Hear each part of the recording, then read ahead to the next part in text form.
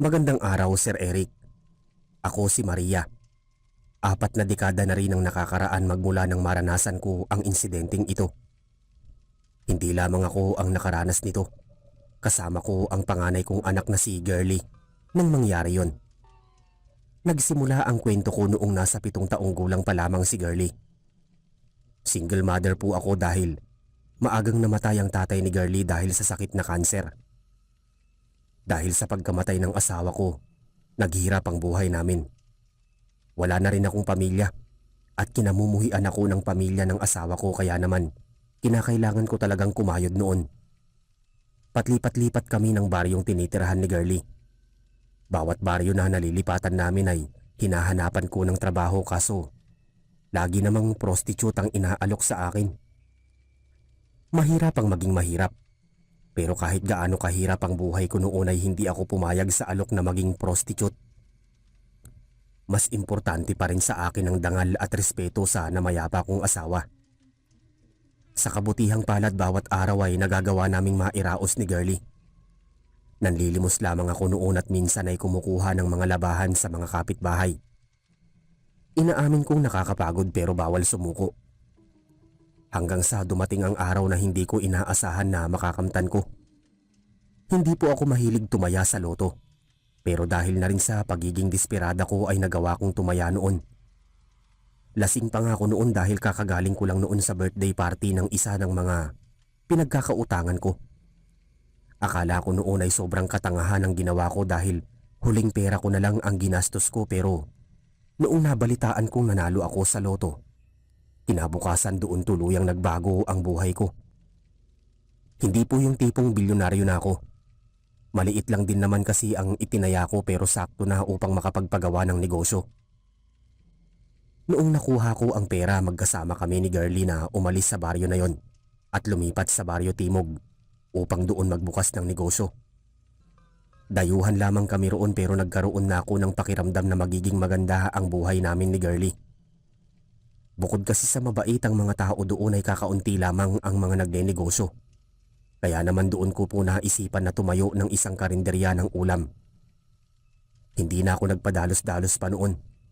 Unang araw pa lang namin ni Girlie sa baryo Timog ay agad na kaming naghanap ng 2 palapag na bahay.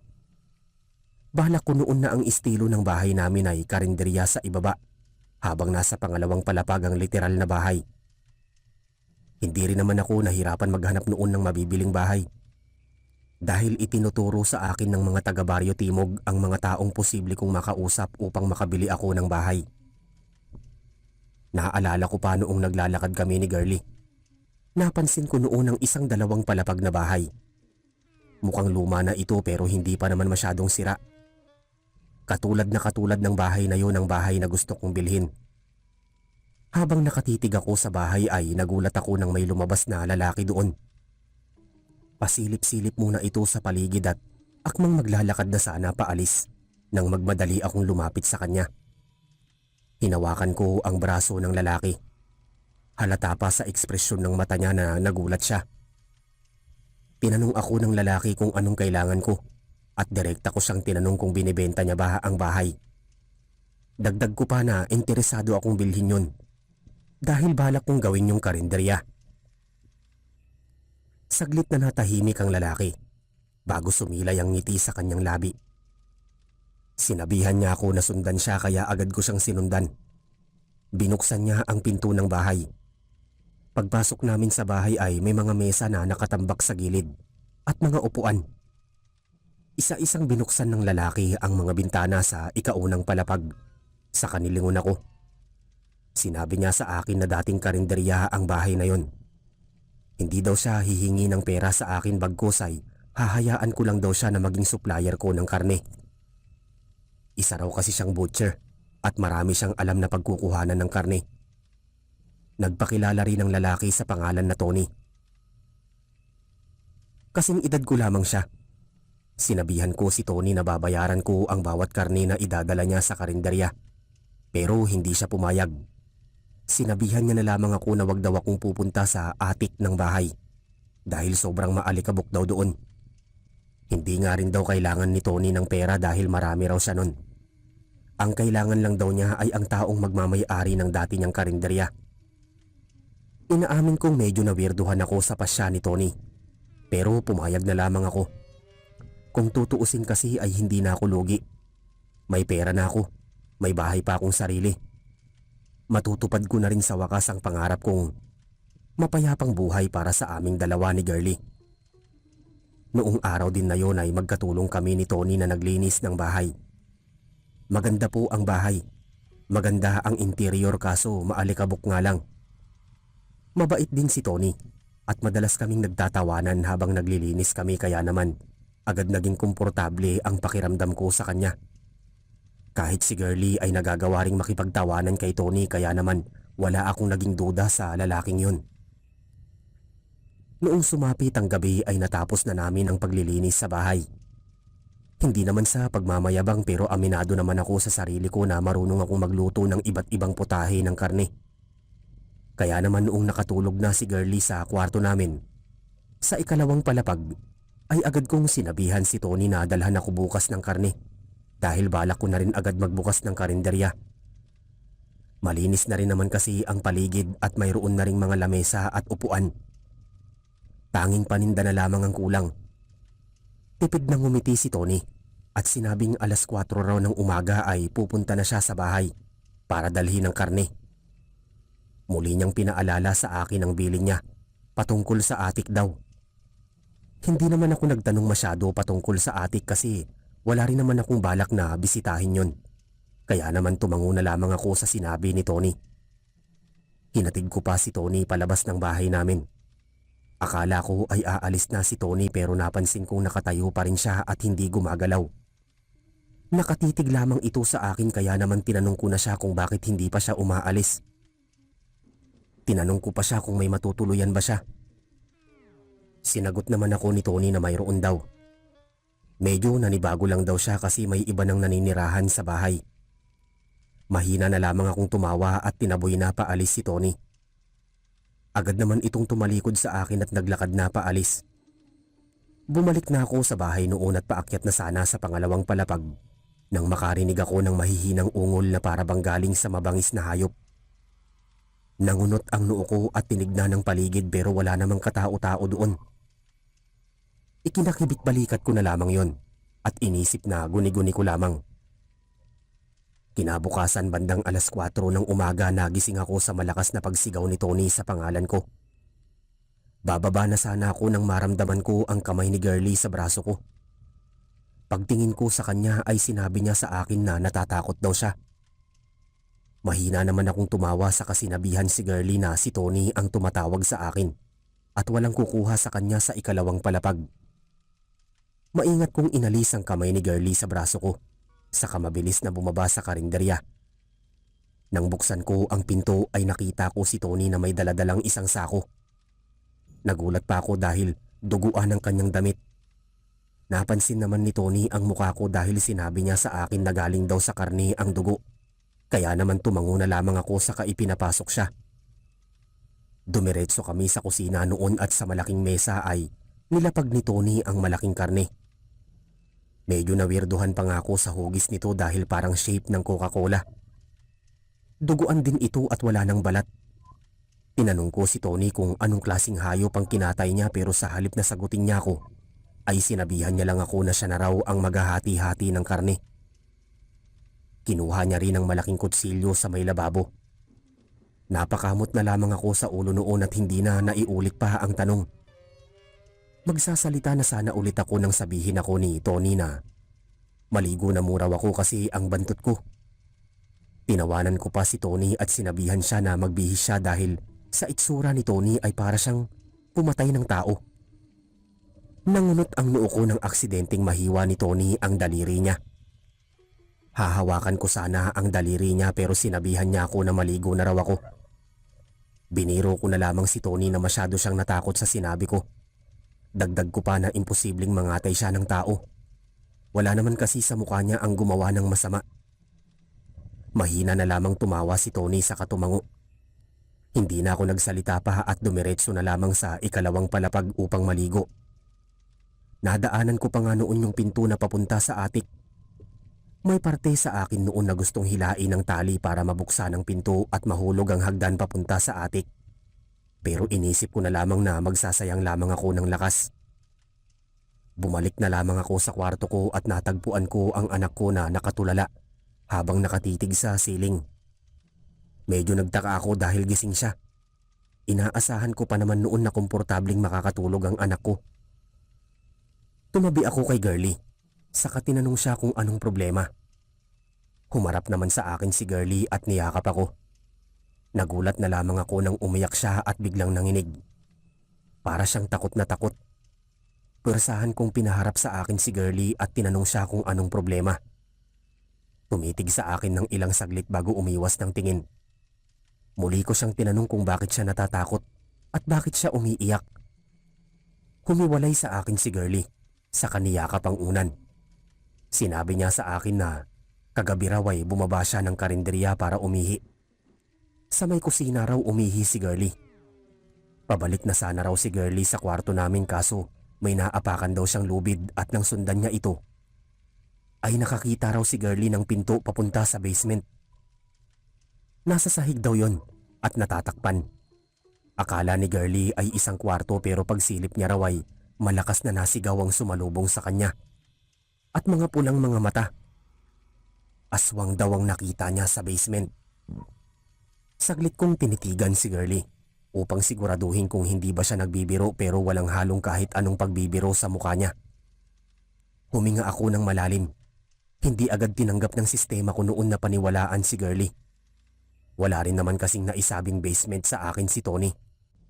Sinabihan ko na lamang si Girlie na nananaginip lang siya. Agad naman umiling si Girlie sa kasinabihan ako na totoo daw yon. Pero nakipagtigasan pa rin ako. Sinabi ko kay Girlie na nananaginip lamang siya. Bukod kasi sa imposible ang nakita niya ay wala ring basement ang bahay. Kung mayroon ay paniguradong sasabihin yun ni Tony. Hindi agad nakaimik si Girlie. Napayo ko na lamang siya sa kahumiga sa kama namin. Muli kong sinabihan si Girlie na wag na lamang isipin ang bagay na yon. Hinintay ko pang sumagot si Girlie pero hindi na ito umimik pa. Binaliwala ko na lamang yon at agad na nag-asikaso ng sarili. Nang matapos ako ay tinignan ko pa si Girlie. Mahimbing na itong natutulog kaya inisip ko na lamang na panaginip lang ang nakita ni Girlie. Imposible rin kasi ang sinasabi niya. Bumaba na ako sa karinderya. Nasa bandang 5:00 na noon pero maliwanag ang paligid kaya naman binuksan ko na ang bawat bintana ng karinderya. Hindi ko maiwasan na masabik noon dahil magkakaroon na ako ng aking sariling negosyo. Nang matapos akong maglinis ng karinderya ko, ay pumasok na ako sa kusina. Nangunot ang aking noo dahil wala roon si Tony. Lalabas na sana ako ng kusina para hanapin siya nang pumasok si Tony. Pareho pa kaming nagulat. Tinanong ko si Tony kung saan siya galing. Nangunot pa ang aking noo nang mapansin ang plato na hawak niya. Sinagot naman ako ni Tony na lumabas lang daw siya saglit at nakita niya raw yung plato. Hindi ko na lamang pinansin yun masyado at hinanap ang karne. Nakita ko rin naman agad ang karne na nasa mesa na hati-hati na ito. Nang hawakan ko ang karne ay sobrang lambot nito. Para na rin itong pinakuluan. Sobrang namangha pa ako noon kasi yun ang unang beses na nakaengkwentro ako ng ganoong karne. Hindi na ako nakatiis noon at mabilis na akong nagluto. Nagpaalam din sa akin si Tony na manghihikayat lang daw ng mga kakain sa karinderya namin. Buong umaga noon ay ginugol ko lamang ang oras ko sa pagluluto. Manghang-mangha ako dahil napakagandang lutuin ng karne. Hindi man lang pumasok sa isip ko noon na baka hindi na karning tao ang niluluto ko. Nang matapos akong magluto ay sakto naman na pumasok si Tony sa kusina. Tinanong niya ako kung ano raw ang mga putahe na niluto ko. At sinabi ko naman ang kaldereta, menudo at iba pa. Dagdag ko pa na nagluto ako ng lomi na may sahog na karne. Sinabi naman ni Tony na marami na raw customer sa labas kaya naman paglabas ko ay hindi ko inaasahan na marami nang nakaabang upang matikman ang luto ko. Tuwang-tuwa ko noon kasi palagay ko noon ay yun na ang magiging simula ng buhay ko. Magmula noong araw na yun ay lagi na akong maagang nagigising para salubungin si Tony na nagdadala ng karne. Naging mabenta ang karinderya ko. Minsan nga ay hindi ko na rin masyadong napagtutuunan ng pansin si Girlie pero inisip ko noon na naiintindihan naman ng anak ko. Wala namang kakaibang nangyayari noon maliban na lamang sa mahihinang ungol na naririnig ko tuwing gabi. Minsan ko na nga yung naitanong kay Tony pero sinabi niya lang sa akin na guni-guni ko lamang yon. Isang araw habang abala ako sa paglilinis ng mga mesa ay nakita ko si Girlie na pababa ng karinderya. Nagulat ako nang lumapit ito sa akin. Tinanong ko si Girlie kung anong problema at binulong niya sa akin na may dugo raw na galing sa atik. Nangunot ang noo ko. Bago pa man ako makasagot ay biglang bumaba rin si Tony sa karinderya galing sa ikalawang palapag. Noong araw din kasi na yun ay inutusan ko si Tony na ayusin ang bubong dahil kapag umuulan ay tumutulo.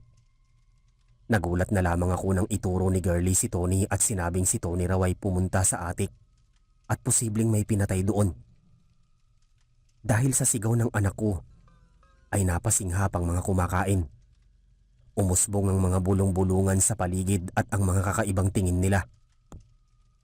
Nainis ako sa anak ko kasi pakiramdam ko ay sinisira niya ang reputasyon ng aming karinderya. Bago ko pa man mapagsabihan si Girlie ay tumawa si Tony. Sinabi niya na pumunta daw siya sa atik para maglinis. Gusto niya raw kasing gawin yung kwarto ni Girlie. Kaso natabig daw ni Tony ang pulang kortina sa atik kaya siguro inakalang dugo ni Girlie. Lumapit si Tony kay Girlie at akmang hahawakan nito sa kamay nang lumayo si Girlie.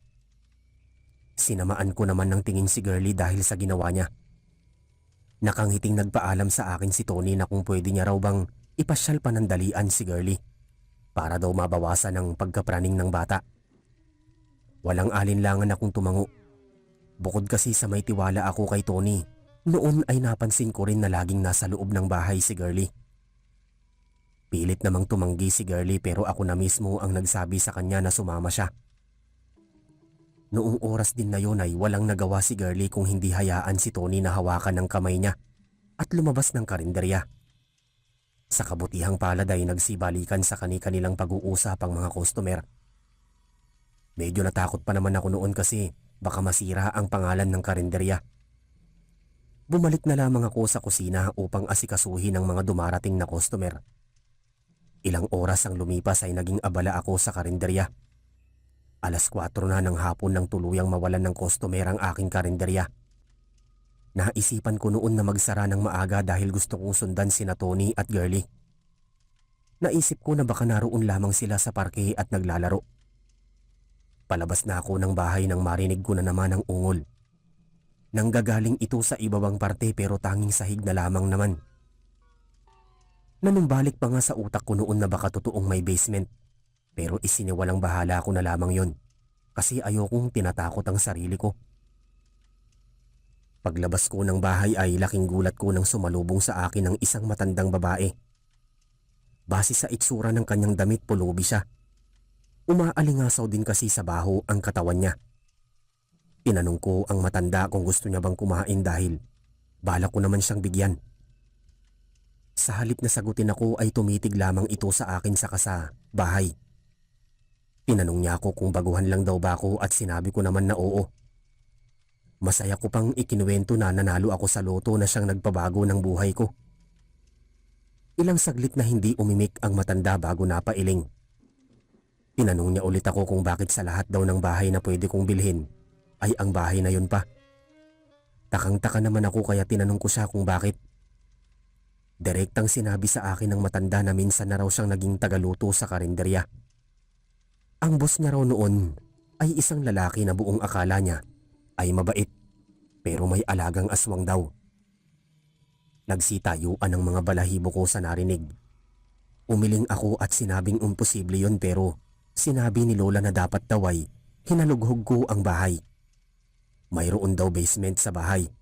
Baka raw naroon pa ang aswang. Ang aswang daw kasi ang nagbibigay swerte sa lalaking may-ari.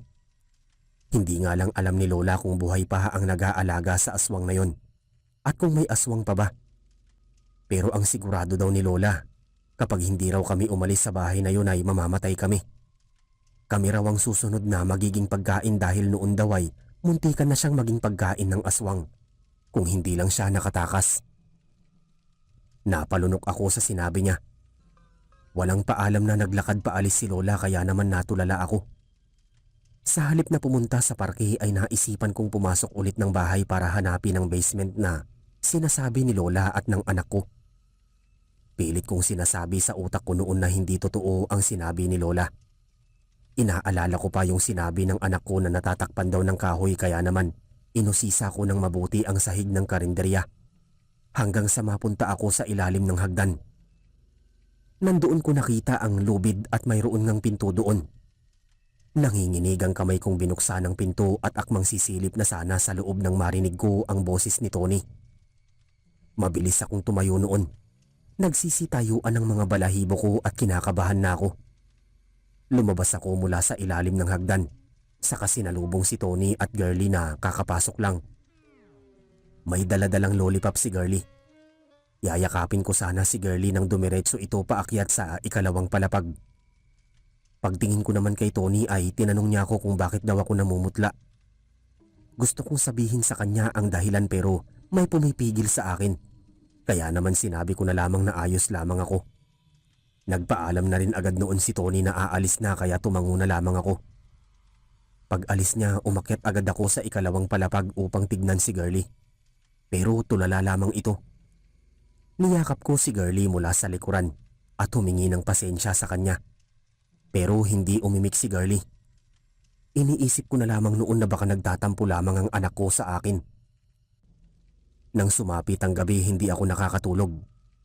Tunog na si Girlie pero mulat na mulat pa rin ang sistema ko. Parang sirang plaka sa utak ko ang mga katagang sinabi ng matanda sa akin. Nagkaroon na rin ako ng pagdududa noon kay Tony. Bumangon na lamang ako at bumaba ng karinderya.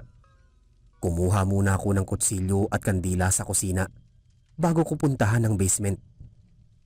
Bubuksan ko na sana nang makarinig ako ng ungol. Sa pagkakataon na yon ay malakas na at alam kong galing yon sa basement. Tumayo na lamang ako noon at naisipan ko na agad noon na umalis sa bahay na yon.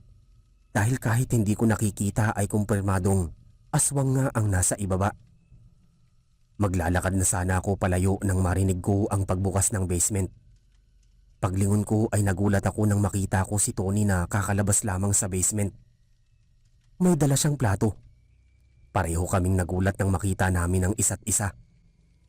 Hindi rin nagtagal ay ngumisi si Tony saka tinanong ako kung paano ko raw nalaman ang basement pero sa halip na sagutin ang tanong niya, ay tinanong ko siya kung anong mayroon sa basement.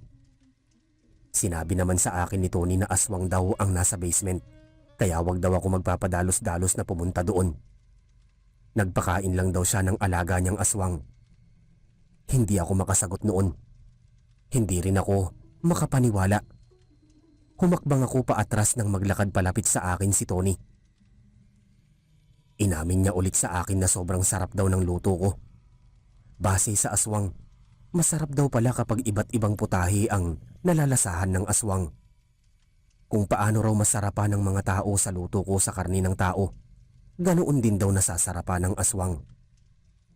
Tinanong ko si Tony kung anong ibig niyang sabihin at ngumisi siya sa kasinabing karni ng tao ang niluluto ko magmula pa noong una. Kaya raw tinanggap niya ako sa bahay na yon ay para daw maging tagaluto ng aswang. Huwag ko raw tatanggain na ipagsabi ang sikreto niya dahil baka raw matulad ako sa mga taong bangkay na nakaimbak sa atik. Nanlaki ang mata ko sa sinabi niya. Doon ko napagtanto na totoo ang sinabi ng anak ko. Napapitlag ako nang pasigaw akong tanungin ni Tony kung itatago ko raw ba ang sikreto niya. At mabilis naman akong tumango. Ngumisi ng kaunti si Tony bago niya ako lagpasan at dire-diretsong lumabas ng karinderya. Agad na akong umakyat noon at pumasok sa kwarto. Niyakap ko si Girlie habang nanginginig ako. Paulit-ulit kong sinasabi sa anak ko na kasalanan ko at hindi ako naniwala sa kanya. Sinabi ko pa na aalis kami. Akala ko ay tulog ang anak ko pero humarap ito sa akin sa kaniyakap ako ng mahigpit. Sinabi niya sa akin na noong magkasama raw sila ni Tony ay tinakot daw siya ni Tony na papatayin kapag hindi na nahimik. Awang-awa ako sa anak ko kaya naman sinabi ko rito na mag-impake na dahil Balak ko na noong mismong gabi na yon ay umalis na sa bahay na yon. Mabilis kaming nakaimpake ng anak ko noon. Bandang 9:00 ng gabi ay nagpaalam ako saglit kay Girlie na pupunta lamang ng banyo upang umihi bago kami umalis. Tumango naman si Girlie. Tumagal lamang ako ng ilang saglit sa banyo pero paglabas ko ay laking gulat ko nang makakita ng dugo sa sahig. Agad na hinanap ng aking mata si Girlie pero hindi ko siya nakita. Sumigaw na ako pero walang sumagot sa akin. Agad akong kinabahan noon. Lalabas na sana ako nang makakita ako ng papel sa sahig. Nang pulutin ko ito ay nakita ko ang salitang atik. Napalunok pa ako ng ilang beses noon pero mas inisip ko ang kaligtasan ng anak ko. Kinuha ko muna ang kutsilyo na nadala ko kanina bago maglakad patungo sa atik. Nakita ko agad ang lubid at akmang hihilain na sana ito nang maramdaman ng malakas na pagpalo sa aking ulo. Naramdaman ko na lamang ang paghila sa aking paa bago ako mawalan ng malay. Nagising ako sa mahihinang pagtawag sa akin ni Girlie. Pagtingin ko sa anak ko ay nakita ko itong alalang-alala sa nakatitig sa akin. Agad ko siyang niyakap pero natigilan ako nang mapansin na wala kami sa aming kwarto. Mabilis kong tinanong si Girlie kung nasaan kami at sinabi niya naman sa akin na hindi niya rin daw alam.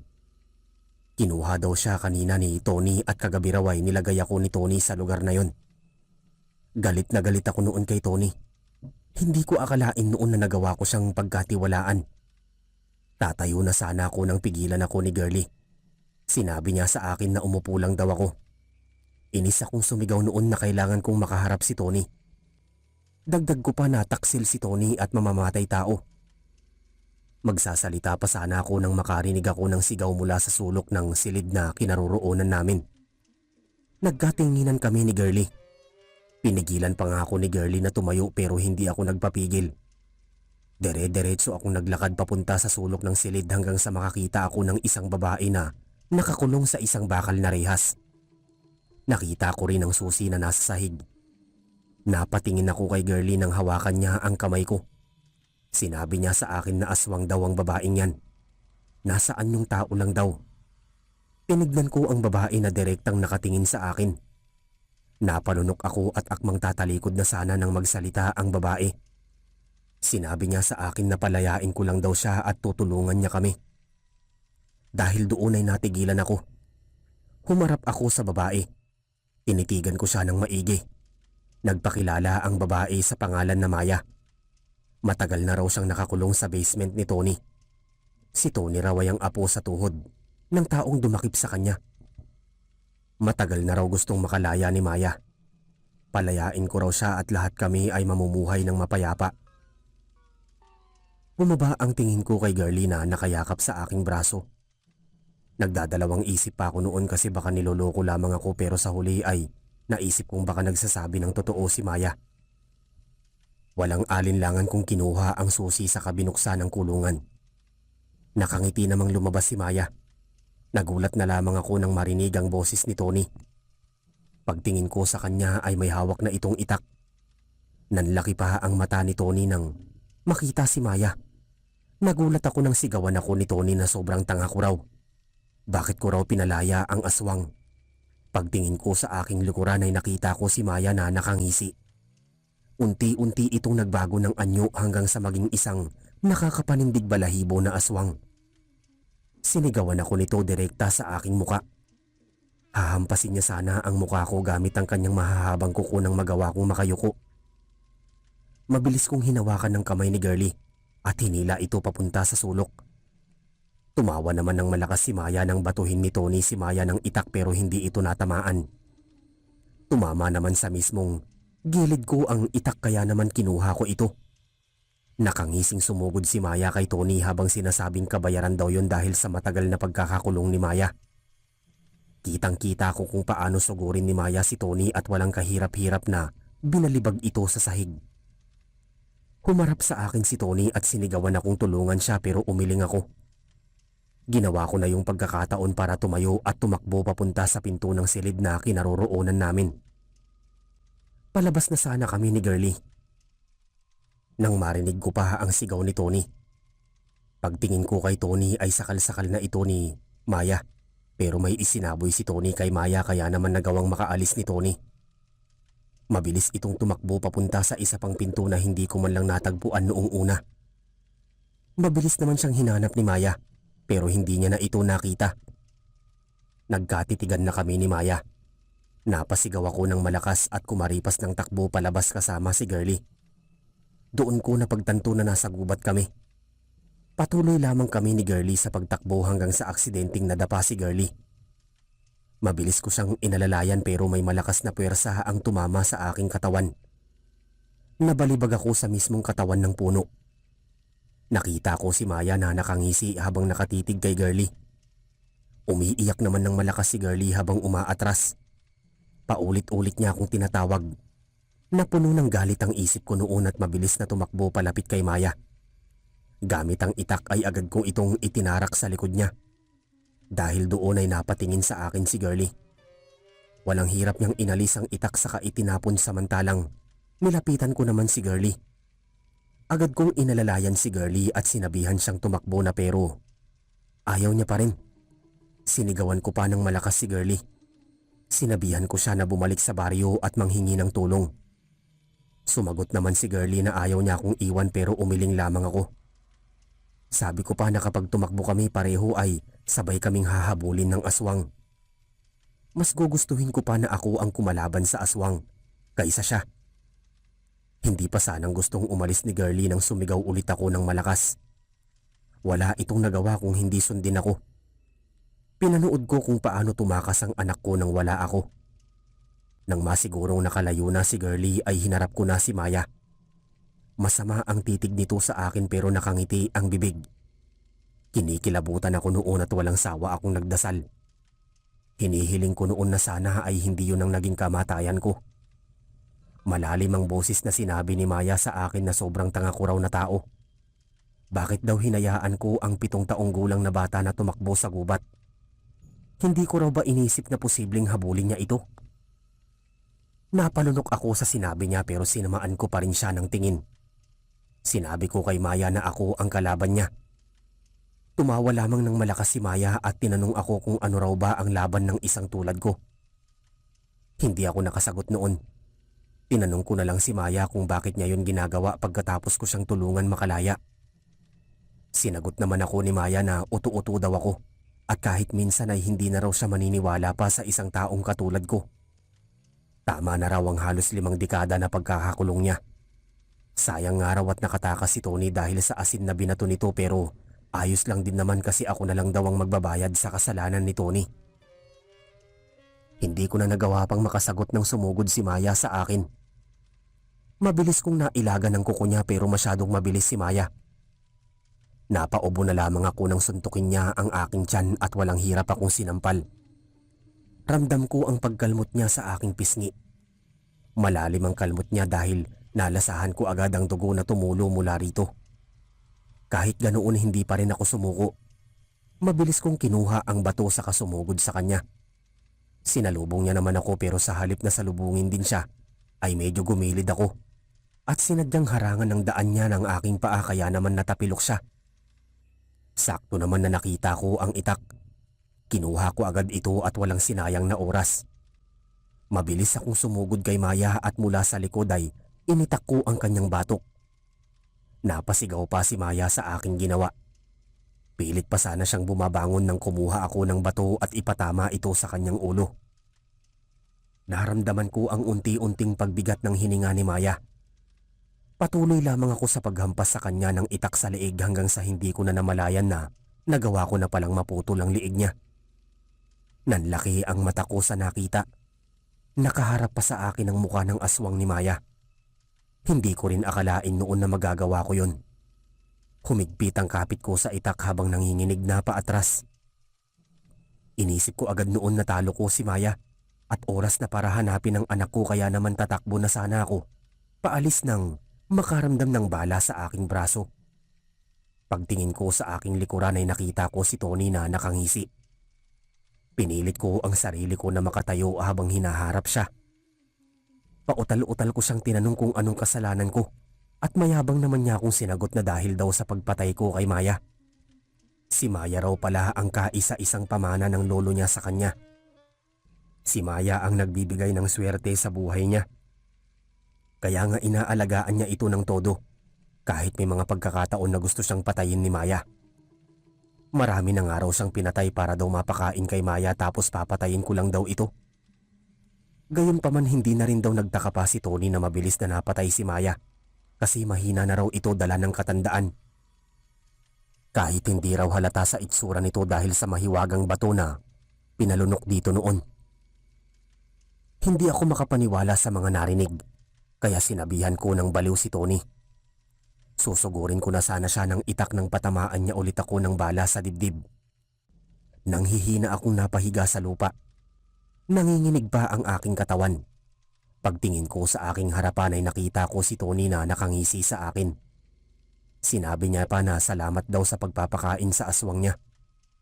Mukhang ako raw ang magiging unang pagkain ng magiging kasunod niyang alagang aswang. Huwag din daw ako mag-alala kasi isusunod niya raw si Girlie. Nang marinig ang pangalan ng anak ko ay agad akong naalarma. Nagmakaawa pa ako na hayaan na si Girlie pero tumawa lamang si Tony. Itinutok niya ang nguso ng baril niya sa aking noo. Napapikit na lamang ako hanggang sa makarinig ako ng sunod-sunod na pagputok ng baril.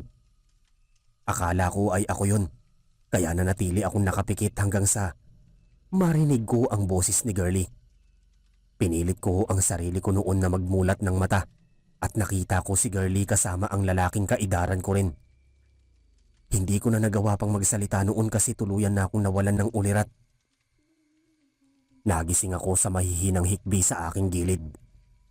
Paglingon ko ay nakita ko agad ang aking anak na umiiyak. Inangat ko ang aking kamay, saka hinawakan ng ulo ng aking anak at hinaplos ito. Dahil doon ay napatingin sa akin si Girlie. Nanlaki ang mata niya nang makita ako kaya napangiti ako. Magsasalita pa sana ako nang tumakbo si Girlie palabas ng silid. Babangon sana ako kaso biglang sumakit ang bandang dibdib ko. Doon ko napansin na may benda pala ang aking dibdib. Napabuntong hininga na lamang ako sa katinignan ng paligid. Nasa isa akong maliit na kubo noon. Noong mga oras na yun ay hindi pa ako makapaniwala na buhay pa ako. Akala ko ay mamamatay na ako dahil sa 2 beses na pagbaril sa akin. Napatingin ako sa pinto nang pumasok si Girlie. Nagulat ako nang makitang kasama niya ang parehong lalaki na nagligtas sa akin. Ang pangalan niya ay Ramon. Agad kong pinasalamatan si Ramon dahil sa ginawa niya. Sinabi naman ni Ramon na trabaho niya raw yun. Ikinuwento niya sa akin na isa raw siyang manunugis. Pauwi na raw siya noong nakasalubong niya si Girlie. Nang hingi ng tulong sa kanya si Girlie, sa kabutihang palad ay naaabutan nila ako sa oras. Dagdag pa niya na napatay na rin daw si Tony. Binalak pa nga raw na dalhin sa pagamutan kasi braso lang naman niya ang nabaril kaso dala ng panghihina ni Tony ay namatay din ito. Napangiti na lamang ako at muling nagpasalamat. Nagpasalamat din ako sa Panginoon dahil buhay pa rin ako. Nang matapos ang insidenteng yun ay nanatili kami ni Girlie sa bahay ni Ramon ng 1 buwan. Sa 1 buwan na yun ay sobrang daming nangyari. Doon din kasi nabuo ang pag-iibigan namin ni Ramon. Akala ko nga noong una ay hindi totoo at dala lang ng bugso ng damdamin pero kalaunan ay nagustuhan ko na rin si Ramon. Noong bumuti na ang kalagayan ko ay bumalik kami sa karinderya ko. Kinuha namin lahat ng gamit namin ni Girlie kasama ng pera ko. Naisipan ko pa noon na bisitahin ang atik at naroon nga ang mga bangkay. Yung iba ay naaagnas na. Para sa akin ay isa yung malaking trauma pero mabuti na lamang ay si Ramon na ang nag-asikaso ng lahat ng yon. Ipinaalam niya ito sa otoridad sa baryo. Nang matapos naming ayusin ang lahat ay saka kami umalis ng Baryo Timog at lumipat sa Baryo Silangan kung saan nakatira si Ramon. Ilang taon ang lumipas sa kabutihang palad, wala nang aswang o kahit anong katatakutan akong naranasan. Naging maayos ang buhay ko at mapahanggang ngayon ay kasal na kami ni Ramon. Ay maayos na rin ang buhay ko at maginhawa. Kung tatanungin nyo naman kung gusto rin ba ni Girlie si Ramon bilang ama, opo. Dahil si Girlie na rin ang nagsabi na si Ramon ang lalaking kahit papaano'y nakakapantay sa kanyang ama. Dito na nagtatapos ang aking kwento. Maraming salamat po sa inyo. Magandang gabi po, Sir Eric. Ako po si Andrea at gusto kong ibahagi sa inyo ang isang karanasan naming mag-asawa noong taong 1989. Hanggang ngayon malinaw pa rin sa isip ko ang mga nangyari. At kahit ilang taon na ang lumipas, hindi ko pa rin makakalimutan ang takot na dulot ng gabing yon. Nagsimula ang lahat nang maimbitahan kami ng ninang ni Loring sa probinsya nila sa Sorsogon. Matagal ko na rin siyang hindi nakikita. Halos 10 taon na mula nang umalis siya ng Maynila. Ayon sa sulat na ipinadala niya, may maliit daw silang kasiyahan sa baryo para sa kaarawan ng asawa niya. At gusto niyang bumisita kami roon para makasama muli. Siguro naman magandang pagkakataon to para makapagpahinga tayo sa probinsya, sabi ng asawa kong si Joel habang nag-iimpake kami. Oo nga, mahal, sagot ko. At saka matagal ko na rin gustong makita si Ninang. Noon pa niya ako niyayaya pero ngayon lang natuloy. Umaga pa lang nang bumiyahe kami. 3 sakay ng bus at 1 tricycle ang tinahak bago namin narating ang barangay San Roque. Isang maliit na baryo sa paanan ng bundok. Pagbaba pa lang namin sinalubong na kami ng amoy ng lupa at sariwang hangin. Tahimik ang paligid. Puro mga puno ng nyog, saging at mangga ang nakapaligid sa mga bahay na yari sa kawayan. Paglapit namin sa bahay ni Ninang Loring, agad siyang sumalubong. Andrea, anak, buti nakarating kayo. Iyakap niya ako ng mahigpit. Ninang, ang tagal po nating hindi nagkita, sagot ko habang nakangiti. Matanda na si Ninang pero malakas pa. Maputi na ang buhok at may mga guhit na ng edad sa muka. Nakatira siya sa bahay na medyo mataas sa lupa. May silong na pinagtataguan ng mga gamit at kahoy. May ilang manok at baboy sa paligid at sa di kalayuan, may maliit na kakahuyan. Habang kumakain kami ng tanghalian, napansin ko ang ilang bisita ni Ninang. Mga kapitbahay daw pero tahimik silang lahat.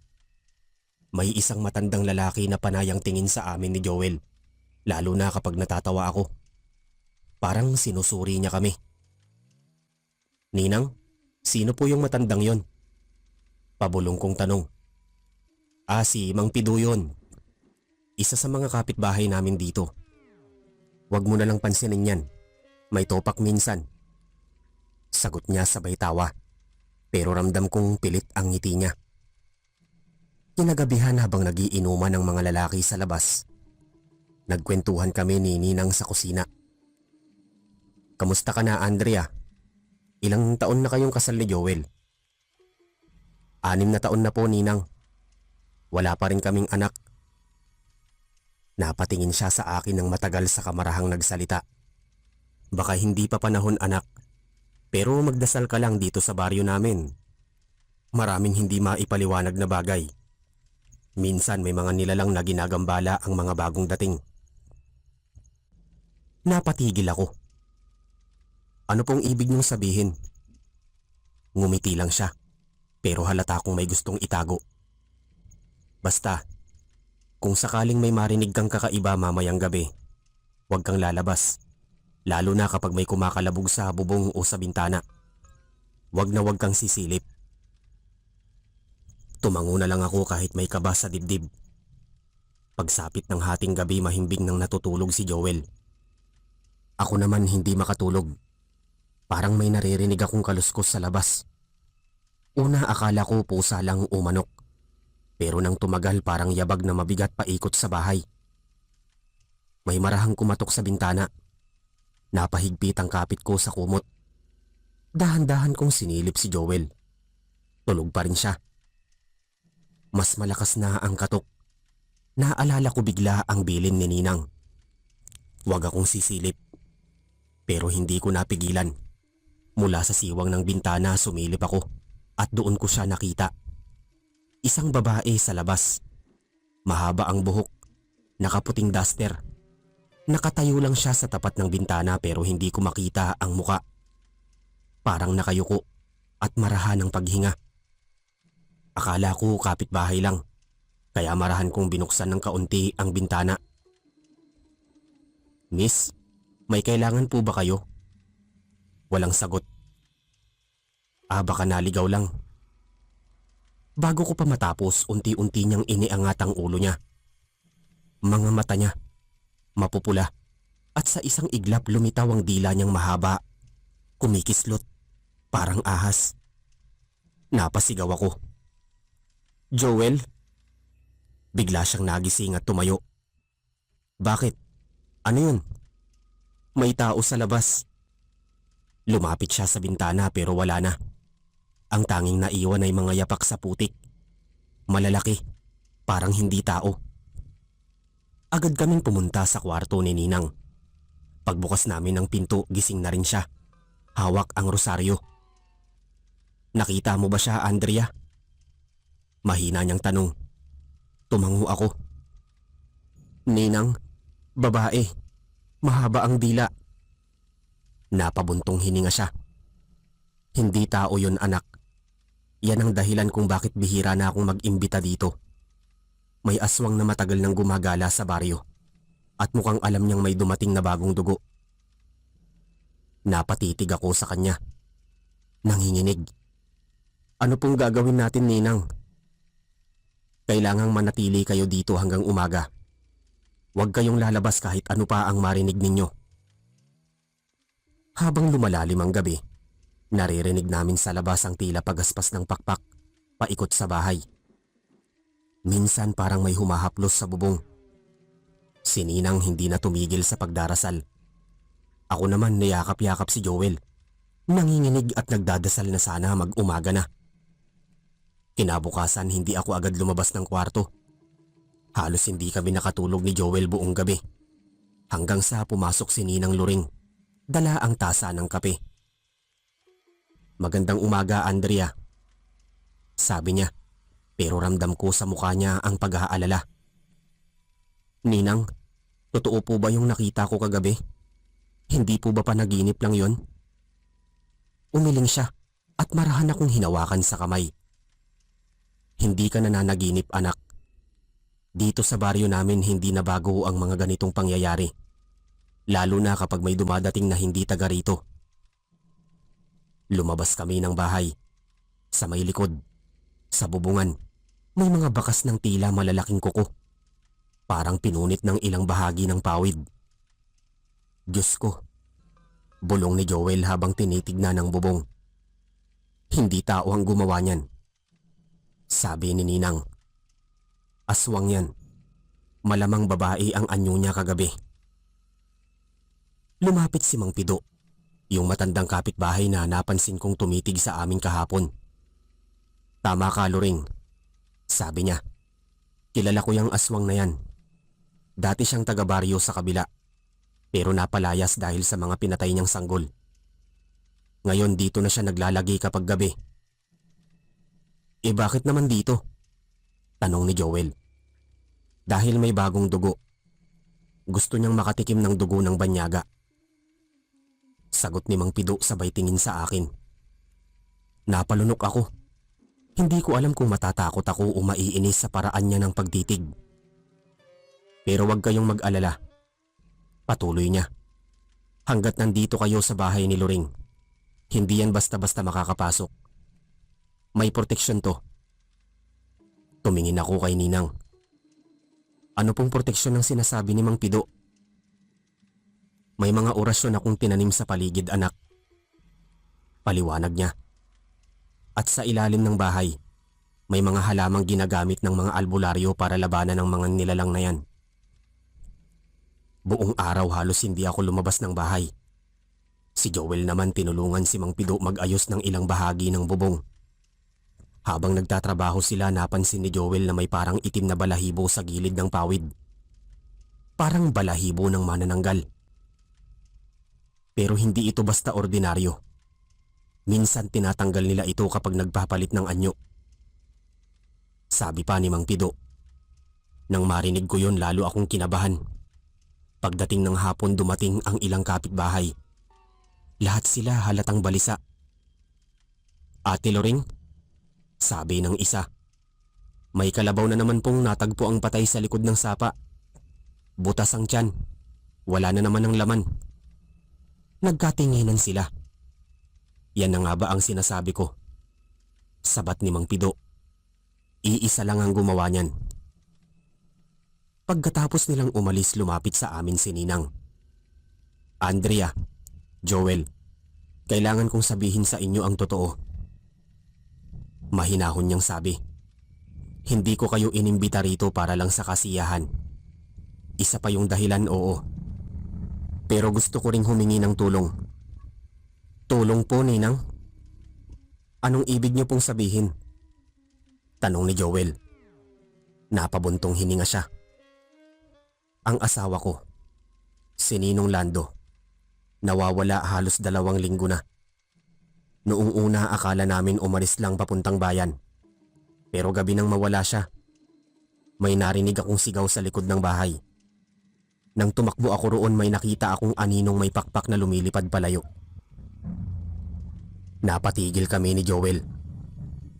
Gusto kong maniwala na hindi totoo yung mga kwento tungkol sa aswang. Pero simula noon, gabi-gabi naririnig ko na siya. Yung tinig ni Lando, tila humihingi ng tulong sa kakahuyan. Nang marinig ko yun, bigla akong kinilabutan. Ninang, ibig niyo pong sabihin, baka yung aswang na yon may kinalaman sa pagkawala ni Ninong? Tumango siya. Mabigat ang loob. Kaya kayo pinapunta, Andrea. Baka sakaling makatulong si Joel. Malakas siyang lalaki. At baka makasama siya ni Mang Pido kung sakaling subukan nating hanapin si Lando sa gubat mamayang gabi. Nagulat ako. Ninang, hindi niyo naman pwedeng hayaan si Joel na sumama. Delikado yon. Ngumiti si Ninang. Mahina pero may lungkot sa mga mata. Alam kong delikado, anak. Pero kailangan kong malaman kung buhay pa ang asawa ko. At kung totoo mang aswang ang kumuha sa kanya, mas mabuti nang harapin natin kaysa palaging natatakot. Lumapit si Joel at hinawakan ang kamay ko. Hindi ako pabaya, Andrea. Huwag kang mag-alala. Sama lang ako sandali kina Ninang. Ramdam ko ang takot pero wala na akong nasabi.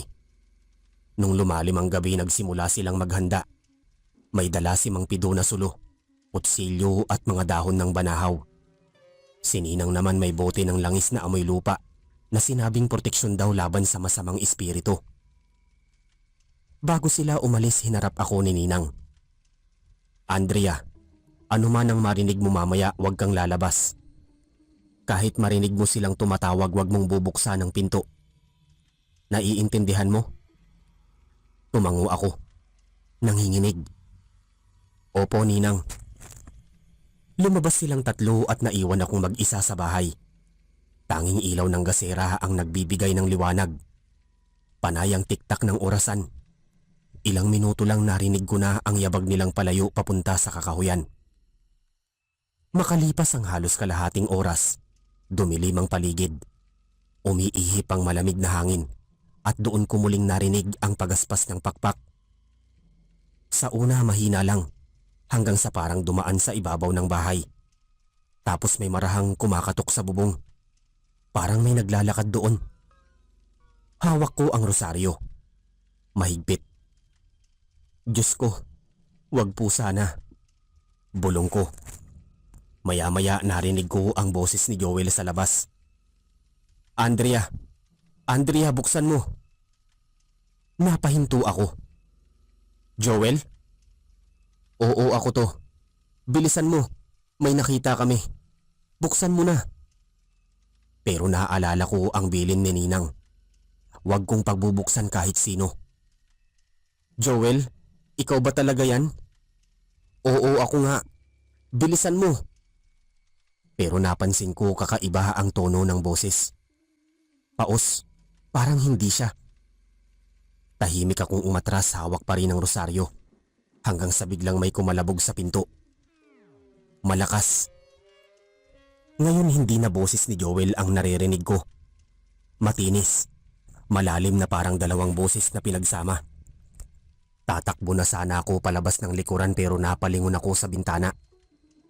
At doon ko nakita may aninong nakadungaw mula sa itaas ng bubong. Nakabiti ng katawan, nakangiti ng malawak at ang mga mata, pula at kumikislap. Pagkalipas ng ilang minuto tuluyang nawala ang anino sa bubong. Pero hindi pa rin ako gumalaw. Nanginginig pa rin ang kamay ko habang hawak ang rosaryo. Tahimik ang paligid pero ramdam ko ang bigat ng hangin. Parang may nakamasid. Ilang sandali pa narinig ko na ang mga yabag mula sa labas. "Andrea?" Boses ni Ninang Luring. "Anak, buksan mo na. Ligtas na." Agad kong binuksan ang pinto at doon ko nakita si Ninang. Pawisan at putikan kasama si Mang Pido. Wala si Joel. "Ninang, nasaan si Joel? Nasaan siya?" Halos pasigaw kong tanong. Hinawakan niya ako sa balikat. Nanginginig din ang boses. "Anak, nasa gubat pa siya. Naghiwa-hiwalay kami kanina nang marinig namin yung sigaw." "Anong sigaw?" "Yung sigaw ni Lando." Sagot ni Mang Pido. Pero nang sundan namin hindi tao ang sumisigaw. Parang tinig ng aswang. Ginagaya lang si Lando para iligaw kami. Tumulo ang luha ko. Kailangan natin siyang hanapin. Baka nasaktan na siya. Pero umiling si Ninang. Hindi tayo pwedeng pumasok ngayon. Delikado. Bukas ng umaga sabay-sabay tayo pupunta. Wala akong nagawa kundi umupo sa sahig. Umiiyak habang nakatingin sa pinto. Sa labas naririnig pa rin namin ang malalayong huni ng mga paniki at tila tinig na mahina. Parang tinatawag pa rin ako. "Andrea."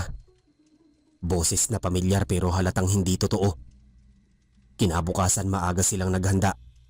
Dumating pa ang dalawang lalaki mula sa baryo para tumulong. Lahat may dalang sulo, bolo at mga bote ng langis na may luya at asin. Ako naman pinilit kong sumama kahit ayaw ni Ninang. "Anak, baka mapahamak ka," sabi niya. "Hindi ako mapapanatag hanggat hindi ko nakikita si Joel." Sagot ko. Pumasok kami sa kakahuyan. Makulimlim ang langit at sa bawat hakbang maririnig mo ang mga tuyong dahon na nadadaganan. Wala ni isang ibon o insekto. Parang patay ang paligid. Pagdating namin sa may malalim na bahagi ng gubat, biglang sumigaw si Mang Pido. "Luring, dito!" Nilapitan namin siya. Sa lupa may nakitang bakas ng dugo at ilang punit na tela. Yung t-shirt ni Joel. Diyos ko, napahawak ako sa dibdib ko. Kay Joel to. Sinundan namin ang bakas hanggang sa makarating kami sa isang lumang puno ng balete. Napakalaki at may mga ugat na parang kumakapit sa lupa na may mga marka ng kuko. Sa ilalim nito may isang katawan na nakabalot sa sako. Lumapit si Ninang. Nanginginig. Si Lando. Dahan-dahan niyang binuksan ang sako. At doon nakita namin ang asawa niya. Tuyong-tuyo ang balat. Parang sinipsip ang laman. Walang dugo at may malaking butas sa dibdib. Napasigaw ako. Diyos ko po. Lumuhod si Ninang. Umiiyak. Lando, patawad. Pero bago kami makapag-ayos ng sarili may narinig kaming kaluskos sa itaas ng puno. Pag-angat namin ng tingin may nakasabit sa sanga. Isang nilalang na parang babae pero baliktad ang ulo. Nakangisi at may mahabang dila na bumubulwak sa lupa. Tumakbo kayo! Sigaw ni Mang Pido, sabay hagis ng sulo. Sumama ito sa katawan ng nilalang at bigla itong sumigaw ng malakas. Bumagsak siya sa lupa. Kumikislot pero hindi namamatay. Itinutok ni Ninang ang bote ng langis at sabay sabing may orasyon na hindi ko maintindihan. Nang mabasa ng langis ang balat ng nilalang parang nasusunog ito. Ngunit bago tuluyang magliyab, tumalon ito sa kakahuyan at lumipad palayo. Nag-iiwan ng maiitim na usok. Tahimik kami ng ilang sandali. Si Ninang nakayuko sa katawan ng asawa niya. Si Mang Pido galit ang muka. Hindi pa tapos to. Hanggat buhay pa yung halimaw na yon, babalik yan.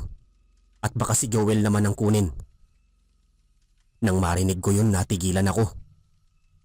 Baka siya ang pinunteriya kagabi. Sabi ko, kasi siya ang unang lumabas ng bahay. Tumango si Ninang. Oo, at baka yun din ang dahilan kung bakit ginagaya ng aswang ang boses niya. Gusto niyang akitin ka. Kinagabihan hindi ako mapakali. Nakaupo ako sa may silong, hawak ang rosaryo ni Ninang habang nagdarasal. Hangin lang ang naririnig pero sa bawat ihip nito, parang may kasamang bulong. Andrea? Boses ni Joel. Agad akong tumayo. Joel? Tumingin ako sa labas sa may kakahuyan. May ilaw ng gasera sa malayo. Parang sinyalis ng tao. Joel? Sigaw ko. Nasaan ka? Pero may kamay na biglang humawak sa braso ko. Andrea, wag. Si Ninang yon. Hindi siya si Joel. Ngunit huli na. Mula sa dilim unti-unting lumabas ang anyo ng isang nilalang. Mukha ni Joel, pero maputla at may mahahabang kuko. Sa likod nakatiklop ang dalawang pakpak na parang balat ng paniki. Ngumiti siya sa akin. Andrea, halika na. Napaatras ako. Nanginginig. Hindi kasi Joel. Ngumiti lang siya at sa sandaling yon bumuka ang bibig niya ng malaki. Mas malaki kaysa sa dapat at lumabas ang dila niyang mahaba at maitim. Diyos ko po. Sigaw ko sabay atras papasok ng bahay. Tinabig ako ni Ninang papasok at agad isinara ang pinto. Mang Pido! Sigaw niya. Ihanda ang langis. Mula sa labas narinig namin ang malalakas na hampas sa dingding. Andrea, labas ka. Asawa mo ko. Hindi siya si Joel. Sigaw ni Ninang habang inaapoy ang sulo. Hindi na siya tao. Nanginginig ang mga kamay ko habang hawak ang rosaryo. Panay ang kalabog ng nilalang sa labas ng bahay ni Ninang. Para bang gusto niyang gibain ang buong dingding para lang makapasok. Hindi yan si Joel. Bulong ni Ninang habang inaapoy ang dulo ng sulo. Ang katawan niya, kinuha na ng aswang. Pero baka may bahagi pa siya ng buhay. Kailangan nating labanan bago tuluyang maagaw ang kaluluwa niya. Pero Ninang, halos hindi ko masabi. Paano kung buhay pa talaga si Joel? Paano kung totoo yung nakikita ko? Hinawakan niya ako sa balikat, diretso ang tingin sa akin. Anak, kapag tumawag sa iyo yan at hindi mo makita ang anino niya sa liwanag, hindi na yan tao. Dahan-dahan kaming lumapit sa bintana mula sa liwanag ng gasera.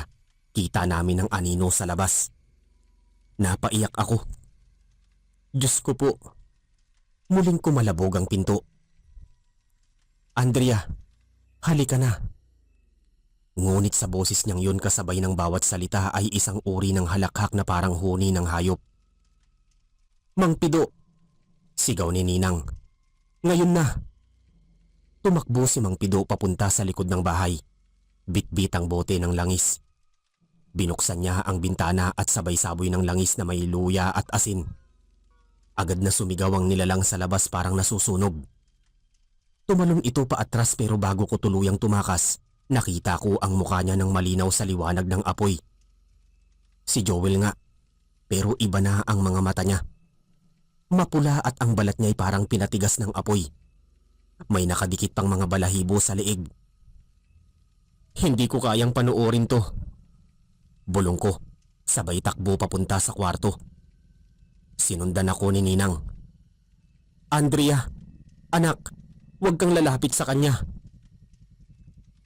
Pero bago pa siya makasunod, biglang bumigay ang dingding sa likod ng bahay. May tumilapon na mga kawayan at mula doon pumasok ang nilalang. Nakasaklob sa kanya ang amoy ng dugo at usok. Loring, sabi ng boses na paos sabay ngiti. Ang dami mong inilihim sa inaanak mo. Napatigil ako. Anong ibig mong sabihin? Ngumiti siya. Malawak at dahan-dahang lumingon kay Ninang. hindi mo pa rin sinasabi sa kanya na ikaw ang dahilan kung bakit ako nandito.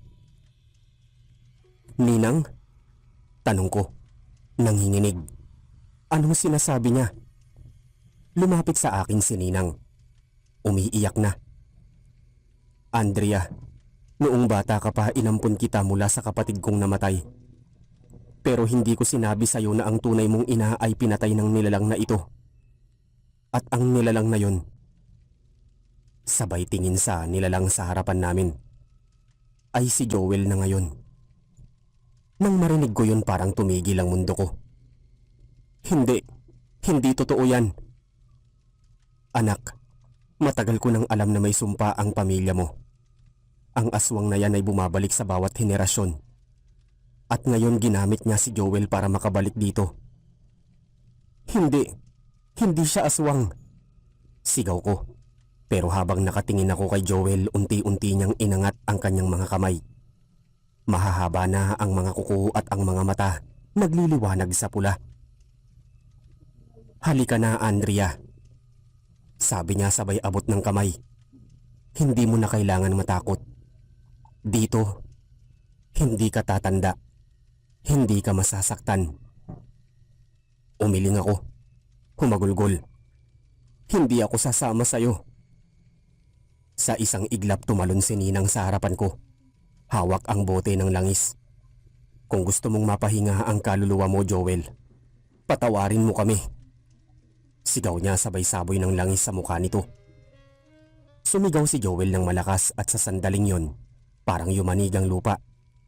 Ang apoy mula sa sulo ay tumama sa kanya at nagliyab ang buong katawan niya. Bago tuluyang masunog, narinig ko pa siyang nagsalita. Andrea, patawad. Pagbagsak ng katawan niya sa lupa, naglaho ang apoy at sumingaw ang amoy ng nasusunog na laman. Tahimik kami ni Ninang.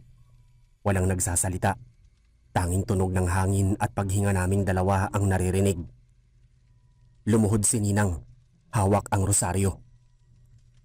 Tapos na, anak. Pero kailangan nating umalis dito. Ang lupaing ito ay may sumpa na. Kinabukasan umalis kami ng baryo. Hindi ko alam kung paano ako nakatulog sa biyahe. Ang tanging laman ng isip ko ay ang mukha ni Joel bago siya nawala. At yung salitang patawad. Pagdating sa Maynila, ilang buwan akong hindi lumabas ng bahay pero minsan sa tuwing sasapit ang hating gabi, naririnig ko pa rin ang tinig niya. Mahina, parang bulong mula sa labas ng bintana. Andrea, ako to. At minsan sa salamin ng bintana nakikita kong may aninong nakatayo sa likod ko. Nakangiti. Mapula ang mata at marahang nagwawala ang aninong parang may pakpak. Sir Eric, 5 taon na ang lumipas mula nang mangyari ang gabing yon sa probinsya ni Ninang. Akala ko tapos na ang lahat. Lumipat na kami sa Maynila. Nagbagong buhay at sinikap kong kalimutan ang lahat. Pero may mga gabi pa rin na hindi ako makatulog.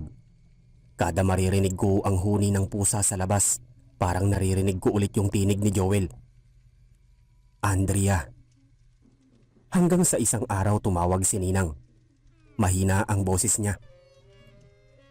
Andrea, kailangan mong bumalik dito. May nangyari ulit sa baryo.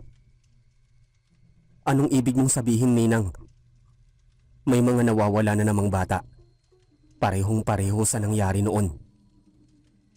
Nanlamig ako. Akala ko wala na yung sumpa. Pero tila bumalik ito at kahit natatakot ako, alam kong kailangan kong harapin yon. Hindi lang para sa sarili ko, kundi para kay Joel din. Pagdating ko sa baryo halos walang pagbabago. Ang mga bahay parehong gawa pa rin sa kawayan at pawid. Tahimik ang paligid at kahit sa tanghali parang may bigat ang hangin. Paglapit ko sa bahay ni Ninang, napansin kong may bagong ukit sa haligi. Mga lumang simbolo, parang mga panlaban sa masamang espiritu. Lumabas si Ninang. Payat na, maputla. Andrea, buti dumating ka. Matagal na kitang hinihintay. Ninang, ano bang nangyayari dito? Tumingin siya sa paligid bago nagsalita. Bumalik siya. Si Joel? Tanong ko. Umiling siya. Hindi. Mas matanda. Mas masama. Isa sa mga pinagmulan ng lahi ng aswang dito. Napaatras ako. Ibig sabihin hindi pa tapos ang sumpa? Hindi pa. At may dahilan kung bakit ikaw ang tinatawag ng mga ito. Bakit ako? Dahil may dugo ka rin nila, Andrea. Parang tumigil ang puso ko sa sinabi niyang yon. Ninang, hindi totoo yan. Ngunit hindi siya umimik. Hinawakan lang niya ang kamay ko at dinala ako sa likod ng bahay. Doon ko nakita ang isang lumang balon. Sinarado ito ng mga tabla at nakatali ng mga dahon ng saging. Dito siya nagsimula. Sabi ni Ninang. Sa ilalim niyan may nakabaong halimaw. Ang unang aswang sa baryong ito. At noong sinunog natin si Joel, nagising siya. Bago pa ako makasagot, narinig namin ang sigaw ng isang bata mula sa kabilang bahagi ng baryo. Nagkamali kami ni Ninang. Pagdating namin sa gilid ng gubat, nakita namin ang isang matandang babae. Nakatalikod, kumakain ng kung anong hilaw. May dugo sa labi nito at sa tabi niya nakahandusay ang isang aso. Walang laman ng tiyan. Hoy! Sigaw ni Ninang sabay saboy ng asin. Umatras ang matanda pero bago siya tumakbo lumingon siya sa akin. Mapula ang mga mata at sa sandaling nagtama ang tingin namin, biglang lumamig ang paligid. Andrea, sabi ng matanda, paos at mabagal. Magkikita rin tayo sa dilim. At bigla siyang nawala sa harapan namin. Parang usok na nilamon ng hangin. Kinagabihan hindi ako mapakali. Si Ninang naglagay ng bawang at asin sa paligid ng bahay. Bukas lulubog ang buwan. Yan ang gabi ng pagbangon nila. Sabi niya, kailangan nating tapusin bago mangyari yon. Habang nakaupo ako, naramdaman kong may malamig na hangin na dumaan sa loob ng bahay. Kasabay nun nakita kong gumalaw ang kurtina kahit sarado ang lahat ng bintana. Ninang, tawag ko. Wala siyang sagot. Pagtingin ko sa likod, wala na siya. Ninang? Tumakbo ako palabas, dala ang gasera. Sa may bakuran nakita ko siya nakatayo sa gilid ng balon. Parang tulala. Ninang, bumalik ka rito. Sigaw ko. Pero bago pa ako makalapit may humawak sa paa ko. Pagtingin ko, kamay ng isang nilalang. Malamig, maputla at puno ng putik. Mula sa lupa lumalabas ang isang katawan parang hinihigop ng kadiliman. Diyos ko! Napasigaw ako sabay takbo pabalik, ngunit mula sa balon, narinig ko ang isang malalim na tinig. Hindi ka makakatakas, Andrea. Dugo mo ang magpapatuloy sa amin. Paglingon ko ulit, wala na si Ninang sa tabi ng balon. Tanging ang rosaryo niya ang naiwan sa lupa. Punit, may bahid ng dugo. Kinabukasan dumating ang mga pulis. Wala silang nakita. Wala si Ninang. Walang bakas ng nilalang.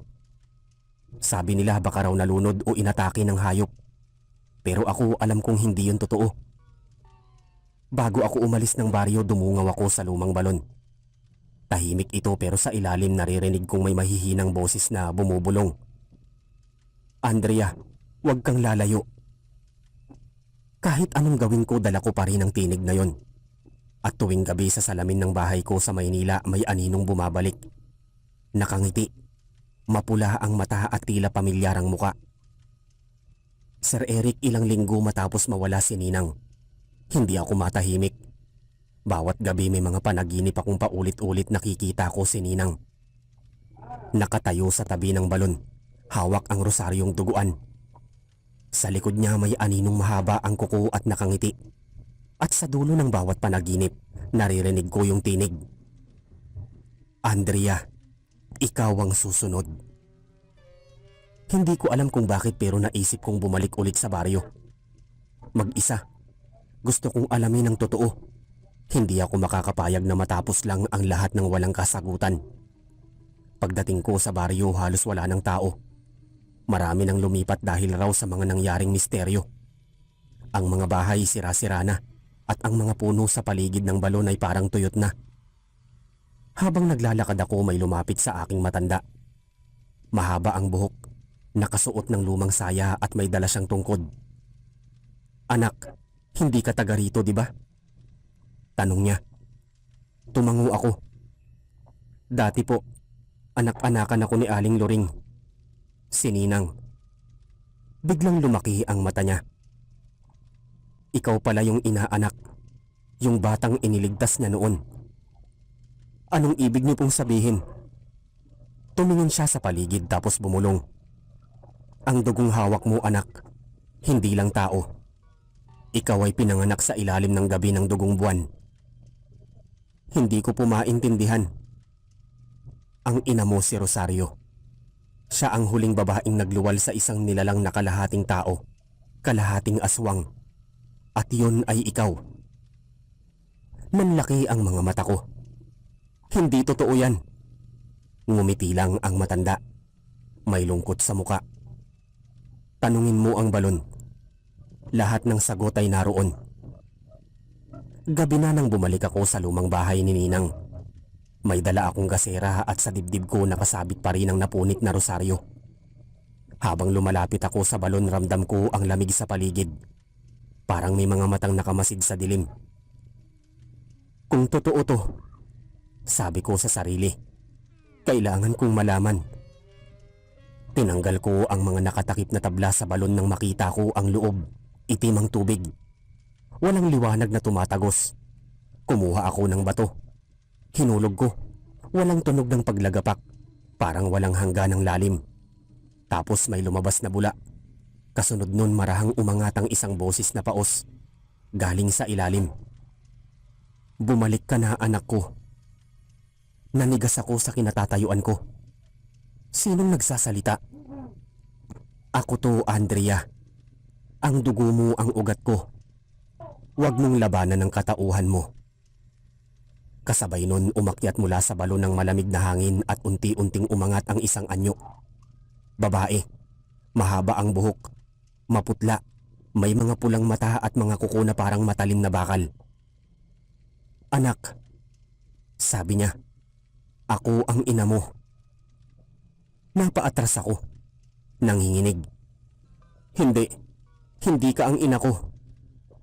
Ngumiti siya. Mabagal. "Ako si Rosario. Ang tunay mong ina. Pinatay ako ng mga tao dito pero nanatili ang dugo ko sa'yo. Kaya bumalik ako sa pamamagitan mo." "Hindi. Hindi ako tulad mo." Ngunit bago pa ako makatakbo bigla niyang hinawakan ng kamay ko. Sa sandaling nagdikitang balat namin ramdam ko ang init na parang apoy. At sa loob ng utak ko parang may mga alaalang biglang pumasok. Mga eksenang hindi ko alam kung totoo. Isang sanggol na umiiyak sa gitna ng gabi. Isang babae na hinahabol ng mga tao habang may hawak na sulo. At isang lalaking kilala ko.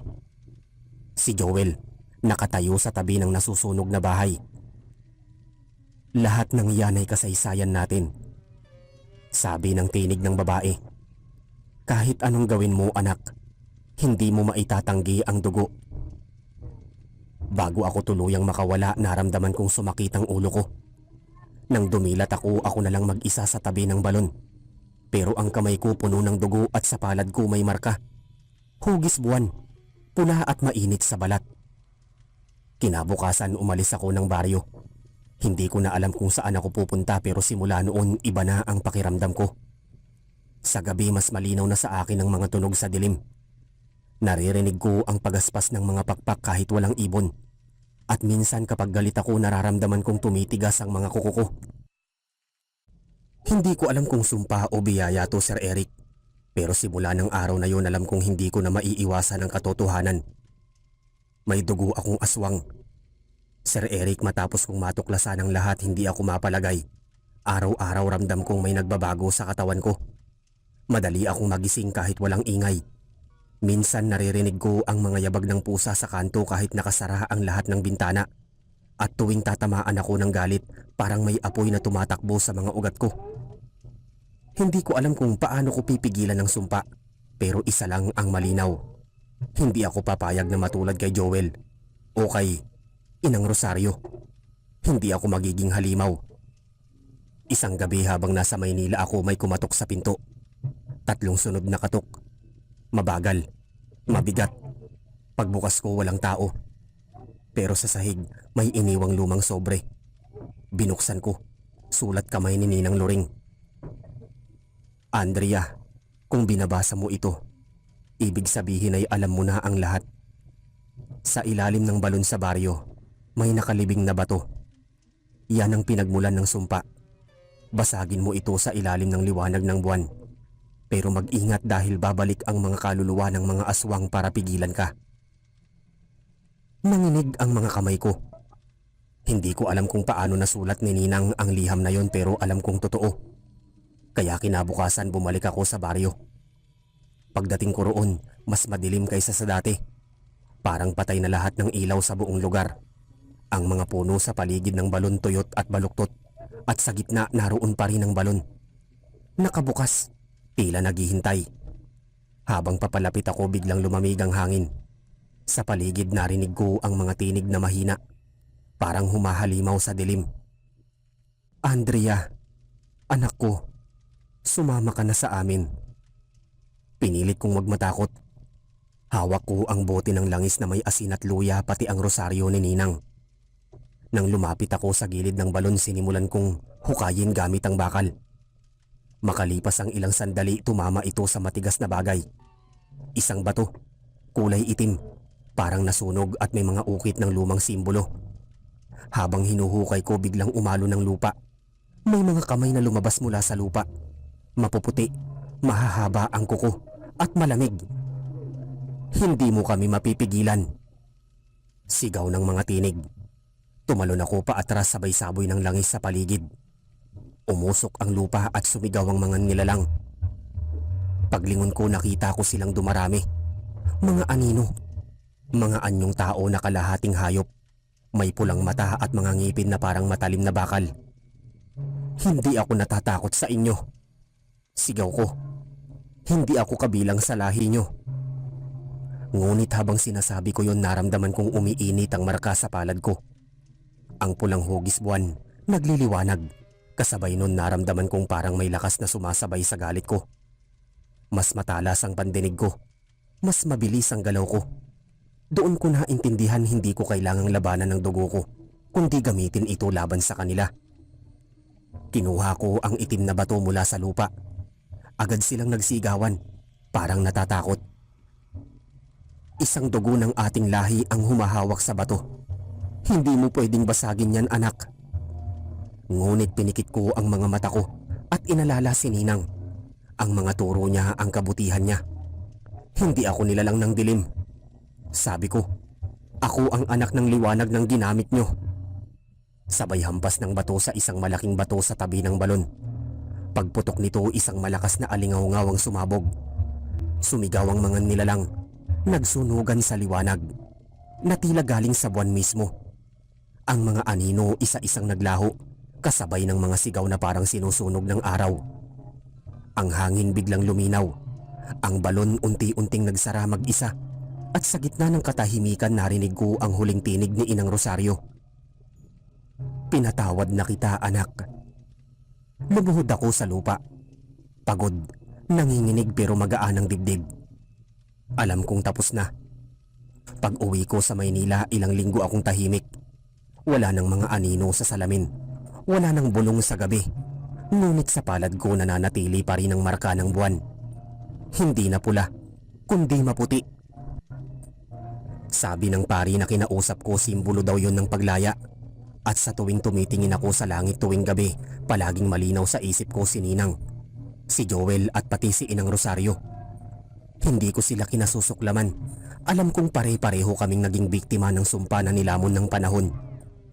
Ngayon tahimik na ang baryo. Wala nang nawawalang bata. Wala nang halimaw sa gabi. Ang lumang balon ay tinabunan na ng lupa at sa ibabaw nito itinayo ko ang isang maliit na krus. At sa tuwing dumadalaw ako doon, sinasabi ko sa hangin, tapos na ang sumpa, Ninang. Malaya na tayo. Pero minsan Sir Eric, tuwing bilog ang buwan, nararamdaman ko pa rin yung kakaibang lakas sa dugo ko. Hindi na ito galit, kundi paalala na minsan kahit may kadiliman sa loob ng isang tao, kaya pa rin niyang pumili ng kabutihan. At sa bawat hangin na dumaraan sa gabi, pakiramdam ko ay may mga matang nagmamasid pa rin mula sa dilim. Hindi na para takutin ako, kundi para bantayan. Para siguraduhin hindi na muling babalik ang isinumpang dugo.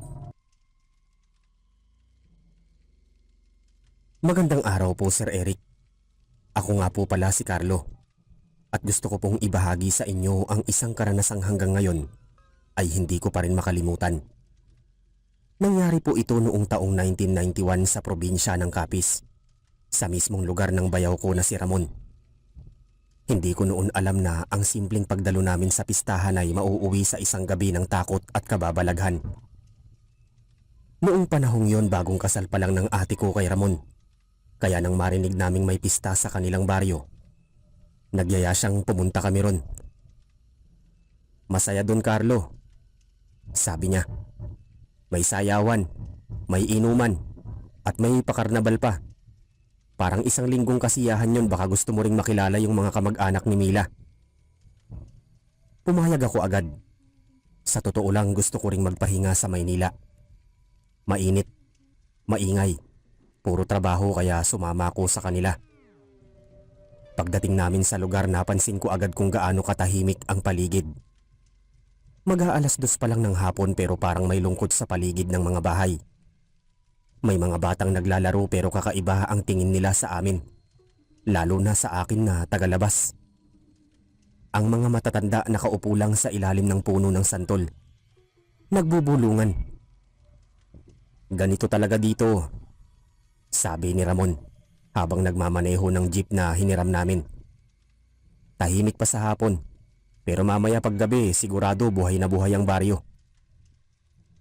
Ngumiti ako, pero may kakaibang lamig akong naramdaman nang dumaan kami sa isang malaking puno ng balete sa gilid ng daan.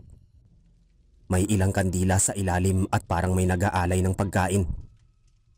Tinapik ako ni Mila sa balikat. "Huwag mong titigan ng matagal, Carlo," sabi niya. Mahina. "May mga kwento kasi dyan.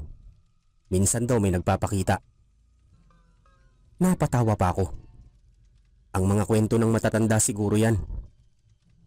Pero sa totoo lang, kinilabutan ako. Pagdating namin sa bahay ni Ramon, sinalubong kami ni Tiyang Puring. Isang matandang babae na payat, maputi na ang buhok at tila laging seryoso ang muka. Nakabarong Tagalog pa si Ramon, pero si Tiyang Puring nakadaster lang at may hawak na rosaryo. "Ramon, Mila," bati niya. "Salamat dumating na kayo. Akala ko hindi na matutuloy ang pista ngayong taon." "Bakit po naman, Tiyang?" tanong ko. Umiling lang siya. "Basta, mamaya mo na malalaman. Basta pagkatapos ng sayawan mamayang gabi, wag na kayong lalabas, ha? Dapat nasa loob na kayo ng bahay bago mag-alas 12. Nagkatinginan kami ni Ramon. "Nako, si Tiyang talaga," sabi niya sabay tawa. "Luma na kasi ang mga paniniwala nila dito, Carlo. Pero wag kang mag-alala. Mamaya makikita mo kung gaano kasaya ang pista dito." Tumango ako, pero kahit nagbibiroan kami, hindi ko maalis sa isip ko yung tono ni Tiyang Puring. Parang totoo ang takot niya. Pagdating ng gabi, nagsimula na ang kasiyahan. May mga ilaw na parol na nakasabit sa mga puno ng nyog. May banda na tumutugtog ng mga lumang kanta at halos buong baryo ay nagtipon sa plaza. Ang bango ng inihaw na baboy at manok at halo-halo ang tawanan ng mga tao. Umupo kami malapit sa entablado habang si Ramon ay nakipagkwentuhan sa mga kabarkada niya. "Pare, ito nga pala si Carlo. Bayaw ko." Pakilala niya. "Taga Maynila to. Dinala ko para matikman ang tunay na pista sa Capiz." Nagkamayan kami ng mga lalaki. May isa si Jun na medyo malikot na mahilig magbiro. "Nako, Carlo," sabi niya habang umiinom. "Taga Maynila ka pala. Dapat matapang ka, ha? Kasi minsan sa mga ganitong pista may mga bisitang hindi tao. Ha? Natatawa kong sabi. Ano raw? Tumawa si Jun.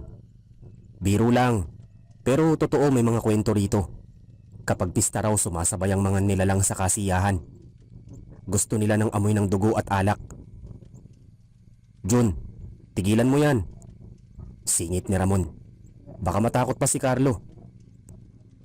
Ngumiti lang ako pero parang bumigat ang hangin sa paligid. Bandang 11:00 nagsimula na ang sayawan. Ang daming tao. May mga binata at dalaga. May matatanda, lahat masaya. Pero sa gitna ng tugtugan napansin ko ang isang babaeng nakatayo sa malayo sa ilalim ng ilaw ng poste. Mahaba ang buhok at nakaputing bestida. Hindi siya sumasayaw. Hindi rin kumikilos. Tinignan ko siya ulit pero wala na siya. Uy Carlo, inom ka pa? Sigaw ni Jun. Huwag kang seryoso dyan. Ngumiti ako. Kinuha ang baso pero hindi ko maiwasang mapatingin ulit sa direksyong yon. Wala na talaga ang babae pero sa pakiramdam ko nakatingin pa rin siya sa akin kahit saan ako tumingin. Pag uwi namin bandang 12:00 medyo lasing na si Ramon. Si Mila naman inaakay siya. Tahimik ako sa jeep habang bumabaybay kami sa madilim na kalsada pabalik sa bahay. Carlo, bulong ni Mila. Kanina nakita mo ba yung babaeng nakatayo sa dulo ng plaza? Napatigil ako. Oo, bakit? Hindi siya taga rito. Sabi niya halos pabulong. Sabi ni Chang Puring ilang taon na raw mula nung may babae ring ganyan na nakita sa pista. At pagkatapos noon may batang nawala. Hindi ako nakapagsalita. Sa labas ng jeep dumaan ulit kami sa malaking puno ng balete. At sa sandaling yun parang may mata akong nakita sa gitna ng mga dahon. Nagniningning, nakatitig sa amin. Hindi ako nakagalaw hanggang sa biglang tumahol ang aso ni Chang. Pagdating namin sa bahay malakas galit na galit. Pasok na kayo! Sigaw ni Chang Puring mula sa loob. Bilis! Wag na kayong lalabas! Pagkapasok namin sinara niya agad ang lahat ng bintana. Lumapit siya sa amin. Nanginginig ang kamay. Hindi kayo dapat dumaan sa ilalim ng balete ng ganitong oras. Sabi niya. Naroon sila. Nakatingin at baka ngayong gabi may puntahan sila. Sa loob ng bahay ramdam ko agad yung bigat ng hangin. Parang may ibang presensya sa paligid. Tahimik ang lahat maliban sa alulong ng aso sa labas. Parang may kinatatakutan itong hindi namin nakikita. Si Chang Puring agad niyang isinara ang pinto. Sinabitan ng krus tapos naglagay ng mga dahon ng asopre sa ilalim. Huwag kayong lalapit sa bintana kahit ano pa ang marinig ninyo. Sabi niya habang kumakabog ang dibdib. Lalo na pag may kumatok. Huwag na huwag kayong sasagot. Nagkatinginan kami ni Ramon. Chang, ano bang nangyayari? Tanong niya. Ngumiti lang si Chang Puring pero halatang pilit lang. Andyan sila. Sagot niya. Tuwing pista bumababa sila. Gusto nila ng laman. Gusto nila ng dugo ng lasing. Napatahimik kami. Si Mila napayakap kay Ramon. Ako naman tumingin sa labas. Madilim ang paligid pero sa ilaw ng buwan, nakita ko ang mga anino sa malayo. Gumagalaw sa pagitan ng mga puno. Ilang minuto lang biglang may kumalabog sa bubong. Parang may mabigat na tumalon mula sa itaas ng puno, papunta sa bubong ng bahay. Napatalon si Mila. May narinig kasi siyang pagsabog. Ano yun? Bulong niya. Tahimik si Chang Puring. Dahan-dahan niyang kinuha ang rosaryo niya at nagsimulang magdasal. Aba, Ginoong Maria. Pero bago pa niya matapos narinig namin ulit. Mas malakas na kalabog. Tapos may gasgas. Parang may kuko na humahagod sa yero. Baka pusa lang yan, Chang. Sabi ni Ramon. Pilit na kalmado pero halata sa boses niya na natatakot din siya. Pusa? Singhal ni Chang Puring. Anong pusa ang ganitong kalalaki ang tunog ng hakbang? Lalong lumakas ang kalabog. May humaplos sa dingding ng labas. Parang may kamay na mahaba ang kuko. Tapos narinig namin yung hindi tao. Hindi hayop. Parang pinagsamang sigaw at tawa. Sumigaw si Mila. "Ramon, nasa bubong sila." Itinaas ni Ramon ang tingin niya. Kita naming gumagalaw ang anino sa labas ng bintana. Mahaba ang buhok. Nakadapa sa yero pero ang mga mata kumikislap ng pula. "Chang, anong gagawin natin?" Tanong ko. Nanginginig. Lumapit si Chang Puring sa aparador at kinuha ang bote ng langis. "Ito," sabi niya. "Langis na may bawang at mantika ng nyog. Lagyan ninyo sa katawan nyo, lalo sa liig at dibdib." Ginawa namin agad. Amoy bawang ang buong bahay habang nilalagay ko sa braso ko. Naririnig ko pa rin yung paggasgas ng bubong. Parang gumagapang, umiikot. "Hindi ba natin dapat tawagin ang mga tao sa labas?" tanong ni Mila. "Walang tutulong sa atin," sagot ni Chang. "Lahat sila takot.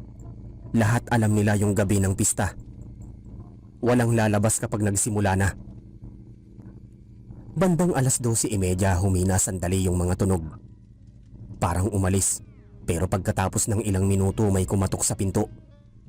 3 beses. "Buksan nyo," sabi ng boses sa labas. Boses ng babae. "Ako si Lisa. Naiwan ako sa sayawan. Papasok lang sana ako." Tumingin kami sa isa't isa.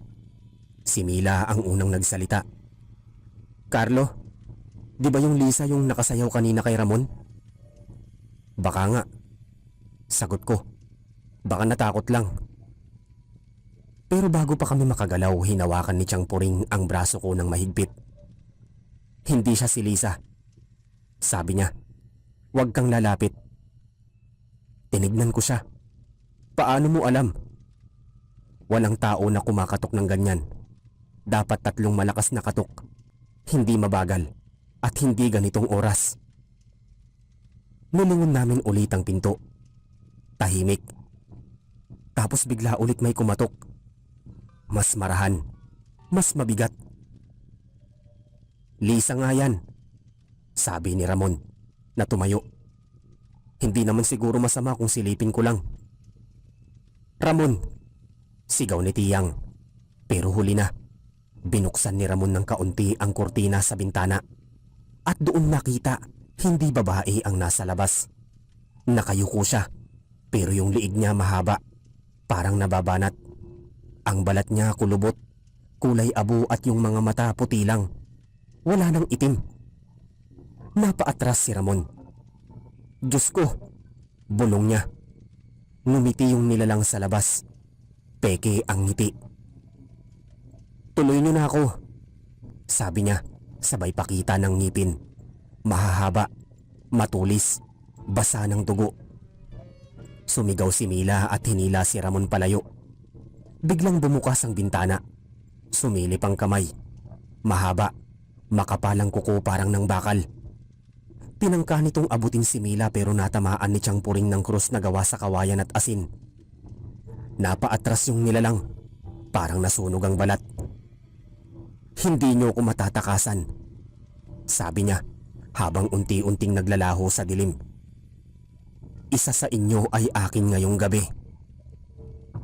Pagkatapos nun hindi na kami nakagalaw. Tahimik ang buong paligid. Ang aso sa labas hindi na tumatahol. Pero sa malayo sa may likod ng bahay naririnig pa rin namin yung mga yapak. Tumatalon. Umiikot. Sabi ni Chang Puring hindi pa sila tapos. Hanggat may amoy ng dugo at alak at babalik sila. Tumingin ako kay Ramon. "Anong gagawin natin?" "Bantayan natin ang bahay," sagot niya. "Walang matutulog." Kinuha niya ang itak habang si Mila ay yakap-yakap ang rosaryo. Ako naman nakadikit sa pader. Pinakikiramdaman ang bawat tunog sa labas. At doon ko narinig Sir Eric ang pinaka nakakatindig balahibong huni na hindi ko pa naririnig sa buong buhay ko. Parang tinig ng bata na umiiyak, pero sabay tawa. Paglingon ko sa bintana, may mga mata sa dilim. 2, 3, 4. Puro pula. Lahat nakatingin sa amin. Sir Eric, hindi ko talaga makakalimutan ang gabing yon. Ang mga matang pula sa labas ng bahay ay parang apoy sa gitna ng dilim. Gumagalaw, kumikindat at tila nakatingin direkta sa amin. Ang buong paligid ay parang nilamon ng katahimikan. Wala kang maririnig kundi ang paghinga namin at ang mahinang ugong ng hangin sa labas. Si Tiyang Puring nakaluhod sa sahig habang mahigpit na hawak ang rosaryo. Si Mila nakasiksik sa likod ni Ramon. Nanginginig si Ramon. May hawak na itak, handang sumugod kung kinakailangan. Ako hindi ko alam kung matatakot o mananalangin. "Tiyang," mahinang sabi ni Ramon, "gaano sila karami?" "Marami," sagot ni Tiyang Puring, halos pabulong. Kapag pista, sabay-sabay silang lumalabas. Gusto nila ng laman ng mga lasing, ng bagong dating, at ng mga hindi nila kilala. "Ikaw, Carlo." Tumigil siya at tumingin sa akin. "Ikaw ang hindi taga rito. Ikaw ang gusto nila." Napakapit ako sa upuan. "Bakit ako?" "Dahil sariwa ka. Wala kang proteksyon ng baryo. Wala kang basbas ng lupa." Bago pa ako makasagot, may kaluskos sa likod ng bahay. Isang mahinang krak-krak. Parang may mga buto na nag-aayos o nababali. Tapos may mabigat na hakbang sa likod ng dingding. "Ramon," bulong ko. "May gumagalaw sa labas." Tumango siya. Lumapit sa bintana at dahan-dahang sumilip sa maliit na siwang ng kahoy. Pagkatapos napaatras siya. "Diyos ko," bulong niya. Tumingin ako pero pinigilan ako ni Tiyang. "Huwag mong titignan, Carlo." Pero hindi ko napigilan ang sarili ko. Sumilip ako at doon ko nakita isang nilalang na nakayuko. Kumakain ng aso ni Tiyang Puring. Ang katawan niya ay payat, balot ng itim na balahibo, ang mga mata niya ay kumikislap. At ang dila mahaba na parang ahas. Sa bawat higop niya ng dugo, maririnig mo ang tunog ng pagsipsip. Parang humihigop ng sabaw. Naduwal ako sa takot. "Ramon," sabi ko, nanginginig. "Nasa likod nila. Kinakain yung aso." Tumayo si Ramon, hawak ang itak. "Hindi ako manunood lang dito," sabi niya sabay bukas ng pinto. "Ramon, wag!" sigaw nila. Pero huli na. Tumakbo si Ramon palabas. Sumigaw, "Hayop ka!" Sabay hampas ng itak sa nilalang. Narinig namin ang tunog ng matalim na bakal na tumama sa laman. Pero imbis na umiyak, tumawa yung nilalang.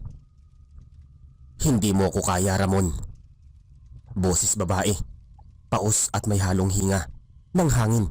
Tapos nakita ko unti-unti siyang tumayo. Ang katawan niya baluktot, parang napilipit sa sarili ang mga kamay niya. Mahahaba, may kuko na parang bakal. Ang mukha niya bahagyang tao pa pero may panga ng hayop. Ang dila niya dumudugo habang ang matay lumalalim sa itim.